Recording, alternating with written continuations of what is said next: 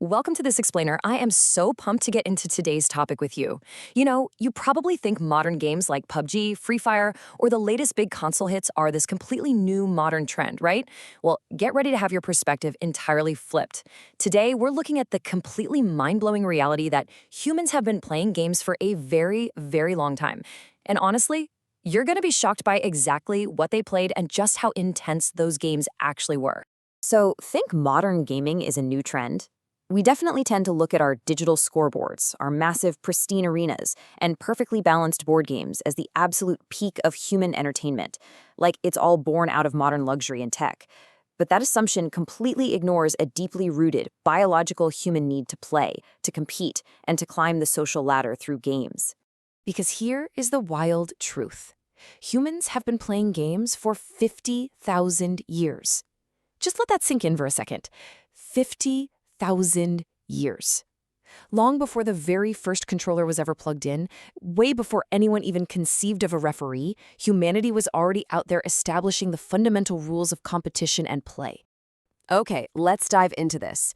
If we look at this timeline, we're tracing our gaming history all the way from 50,000 BC with stone skipping, moving through 40,000 BC bone flute competitions, and 30,000 BC spear tournaments, right down to 10,000 BC wrestling and the very first dice games around 3000 BC. We're going to unpack every single one of these milestones today, and it is fascinating. Section 1. The original esports. There is a pretty dramatic difference in the stakes here. Today, competitors in esports fight for a shiny trophy, digital glory, and, a massive prize pool. But 50,000 years ago, there was no FIFA, there was absolutely no respawn button. Instead, if we look at 10,000 BC cave paintings in the Tessalina Gerv caves in Algeria, they show running figures. Their first true sport was running. But here's the ultimate twist. If you lost, your food ate you instead. The prize pool was literally your own life. Nowadays, people join a gym to stay fit. Those ancient runners didn't go to the gym. They just ran to stay alive. Running was, in every single sense of the word, the world's very first e-sport. Let's see how this evolved into organized athletic events. Modern Olympic Games are just flooded with corporate sponsors, heavy metals, and a nonstop barrage of Instagram stories. But deep in Libya's Cave of Swimmers, ancient paintings depict people swimming with perfect freestyle strokes and proper technique. This means that 12,000 years ago, people were holding fastest swimmer Olympic-style competitions in the Nile or nearby rivers. No trophies, no brand deals, just pure, raw competition, where the prize was immense social respect and, hey, probably the best cut of meat at dinner that night. Honestly, that untelevised purity is kind of more impressive than what we have today. So early humanity actually took their mechanical skills incredibly seriously. Today, a gamer might spend, 5 hours in aim lab for Valorant just to grind out a higher digital rank? But ancient hunters literally clustered at tournament grounds 30,000 years ago to practice with their actual lives on the line. Archaeological sites have found multiple throwing devices clustered in one specific spot, which basically proves these were dedicated, structured tournament grounds. One person throws, the crowd watches, and whoever goes the furthest or is the most accurate wins. Modern aim trainers are absolute amateurs compared to these guys. Now, what exactly were they throwing? It was the atlatl, a spear thrower device that is over 30,000 years old. And what's absolutely fascinating here is that this terrifyingly efficient tool was so well engineered, it could launch a stone-tipped spear approaching the speed of a modern bullet. Which means these ancient tournament competitors were essentially running around with prehistoric handmade sniper rifles, testing their precision in front of a live, heavily critical audience. Just incredible. And the intensity didn't just stop at projectiles. Today's WWE and MMA feature referees, bounded rings, strict elimination rules, dramatic stars like Seth Rollins. But cave paintings from Algeria dating back to 12,000 BC show two people locked up in classic wrestling grips. No rules, no referee, whoever lasted longer won. And this wasn't just casual fun. This was a direct, brutal mechanism for establishing social ranking, influence, and respect in the community.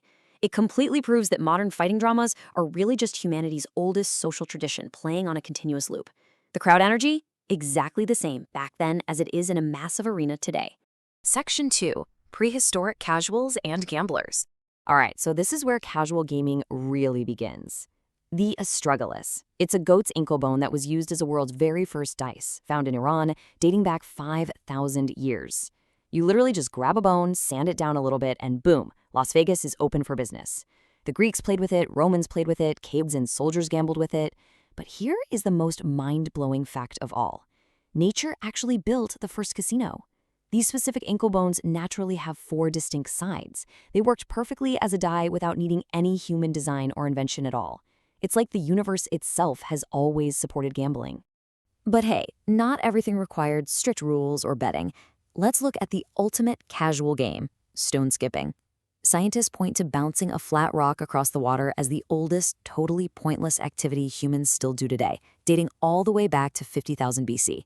There's no prize, no rules, no teams. It's just you, the water, a rock, and a deep sense of inexplicable satisfaction.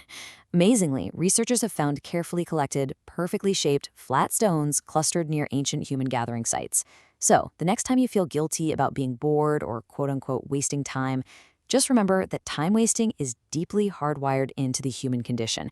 We've literally been doing it for 50,000 years. Now, as societies advanced, so did the games. Take Senet, ancient Egypt's premier board game.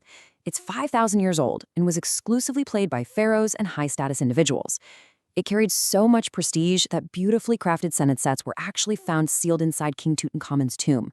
That means King Tut literally packed his favorite board game to ensure he could keep playing it in the afterlife. Honestly, that is some true gamer dedication right there. But here is the truly agonizing question. Where did the instructions go? Because the ultimate punchline to the world's most prestigious ancient board game is that, to this very day, scholars have absolutely no idea what the actual rules were. The rulebook is completely lost to history. Scholars endlessly debate it, new versions are constantly being proposed, but nobody knows for sure. So it's highly likely that 5,000 years ago, ancient Egyptians were opening up a new game box, looking around and furiously asking, where are the instructions? Our ancient unboxing experiences mirrored our modern frustrations perfectly. Literally nothing has changed. Section 3, the first talent shows. Okay, let's dive into this genuinely wild discovery. Inside the Hohlfels cave in Germany, archaeologists uncovered a 40,000-year-old flute carved directly from the wing bone of a griffin vulture. Just picture this. An ancient hunter returns to the cave, and instead of simply tossing the leftover bones into the fire, he has this moment of profound ingenuity. He decides to carve holes into it to create music. 40,000 years ago, the world's very first musician was out there playing melodies on a vulture's wing. And you know, they didn't just play for fun, right? Today, we have shows like American Idol and The X Factor where people sing to win the approval of judges like Simon Cowell. But researchers actually believe the music played on that ancient flute was used for intense, status-driven competitions.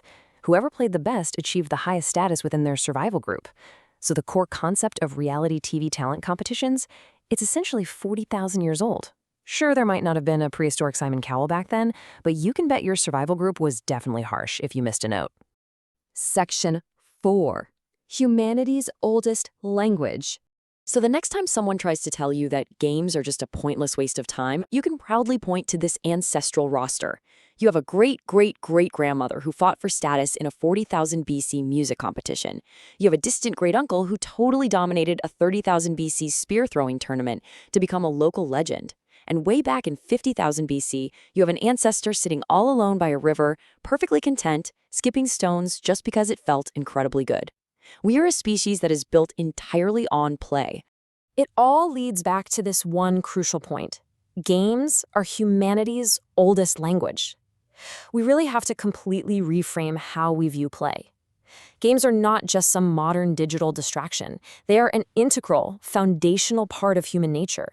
They are how we communicate, how we establish respect, how we relax, and ultimately, how we challenge the limits of what we can achieve.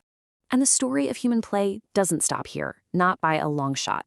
Coming next on this Explainer series, we're going to be diving into ancient Rome's gambling culture. We are going to explore just how seriously the Romans took their betting, and trust me on this, the stakes only get higher from here. I want to leave you with this final provocative thought. If games truly are our oldest language, if they define so much of our ancient history, what will our games today say about us 50,000 years from now? When future archaeologists uncover our servers, our aim trainers, and our lost digital rulebooks, what story are they going to tell about who we were? Think deeply about the legacy of your own modern play. Thank you so much for joining me today. Be sure to subscribe for more fascinating deep dives, and I will catch you in the next Explainer.